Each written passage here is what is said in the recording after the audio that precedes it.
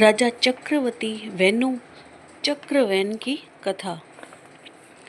एक समय की बात है जब राजा जनक से पहले मिथिला पर राजा चक्रवर्ती वेनु का शासन था। राजा चक्रवर्ती वेनु बहुत ही प्रतापी राजा था। वह राजा होते हुए भी राज्य की आय से अपना जीवन यापन नहीं करता था। राजा और रानी स्वयं खेत जोतते थे एवं खेत में अनाज उगाते थे। खेतीबाड़ी का सारा काम राजा स्वयं करते थे। उस खेती से उत्पन्न अनाज से राजा रानी अपना जीवन यापन करते थे। राजा रानी बिल्कुल साधारण वेशभूषा में रहते थे। राजा सिर्फ 6 घंटे नींद लेते थे, बाकी समय राजकार्य व अन्य कार्य में लगाते थे। एक दिन की बात है, कुछ धनी परिवार की महिलाओं के मन में रानी को देखने की इच्छा हुई। इसीलिए सभी महिलाएं रानी से मिलने महल में आ गई। वहां आकर देखा कि सभी दासियां सजी सवरी हुई थी।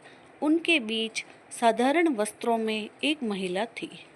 उन औरतों ने रानी जी के बारे में पूछा तो साधारण सी महिला थी। उन्होंने जवाब दिया कि मैं ही रानी हूँ। सभी औरतें आश्चर्य से एक दूसरे को देखने लगी कि हमारे राज्य की महारानी इतने साधारण वस्त्रों में। उन्होंने महारानी से कहा, आप हमारे राज्य की महारानी हैं, आपको भी थोड़े गहने पहनकर सज धज कर रहना चाहिए। आप राजा जी से कहिए, वो आपके लिए गहने जरूर बनवाएंगे। ऐसा कहकर सभी औरतें वहां से चली गई। रानी सोच में पड़ गई। रात्रि में जब महाराज आए तो रानी जी ने महाराज को दिन वाली पूरी बात बताई और कहा कि मेरे लिए भी थोड़े से गहने बनवा दो।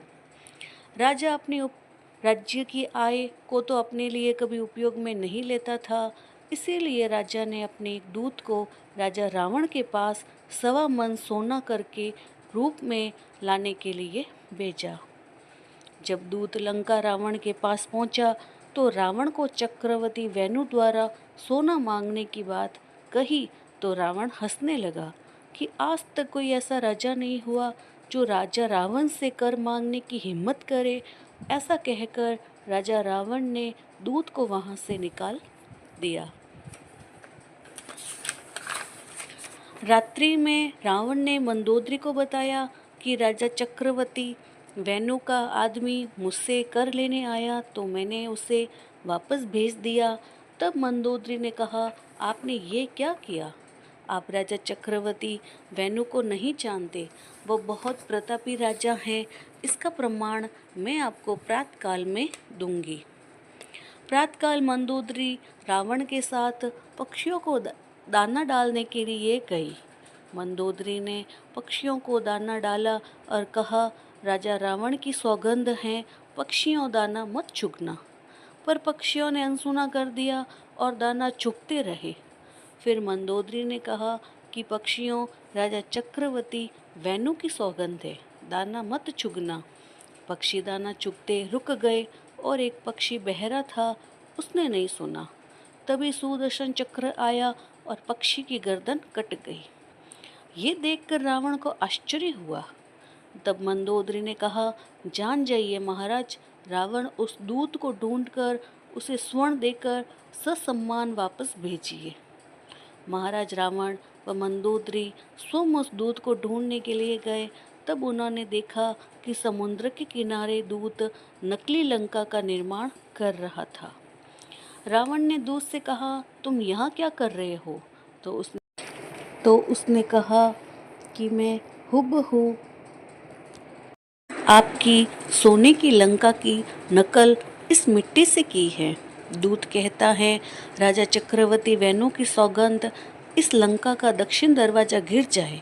दूत कैसे कहते ही मिट्टी से बनी लंका का दक्षिण का दरवाजा गिर गया। यह देखकर रावण हंसने लगा।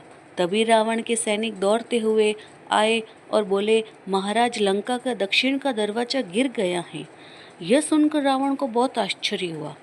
वह सम्मान दूत को दरबार में लेकर आया और उसे सवा मन सोना देकर मिथिला पहुंचाया। दूत ने चक्रवर्ती वेणु के समक्ष सारी कहानी सुनाई। राजा चक्रवर्ती वेणु की रानी ने जब ये सुना कि मेरे पति इतने प्रतापी हैं कि मात्र उनकी सौगंध से पक्षी दाना चुगते रुक गए, वो पक्षी के न रुकने पर उसकी गर्दन धड़ से कटकर अलग हो गई और मिट्टी के दरवाजे के साथ साथ रावण की असली लंका का दरवाजा भी गिर गया, तो रानी का मन बदला। उसने कहा, मुझे सोने के गहने नहीं चाहिए, मुझसे भूल हुई, महाराज को पहचान नहीं पाई, मुझे क्षमा कीजिए। एवं दूत से कहा, सोना रावण को वापस लौटा दे। इस प्रकार राजा चक्रवर्ती वेणु की महिमा का गुणगान आज भी गाया जाता है। जय श्री कृष्ण।